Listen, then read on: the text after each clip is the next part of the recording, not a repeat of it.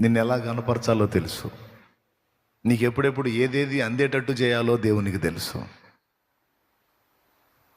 ఇవన్నీ నీకు తెలుసా? నాకు తెలుసు. ప్రాక్టికల్గా 22 సంవత్సరాలుగా ఆయనను అనుభవిస్తున్నాను. అనుసరించడం కాదు, ఏకంగా అనుభవిస్తున్నాను ఆయన్ని. ఆయన రెక్కల నీడలో ఉన్న ఆదరణని. మారానుభవం మధురముగా మార్చగలవు నీవు. అది ఇంకేమన్నా డౌటా?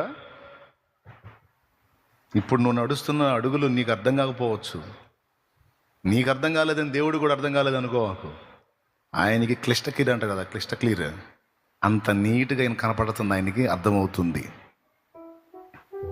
ఆయనకేం కన్ఫ్యూజ్ లేదు. ఫ్రీగా మొత్తాన్ని అబ్జర్వ్ చేస్తున్నాడు. అన్నిటినీ ఒక కొలికి రప్పిస్తాడు ఆయన.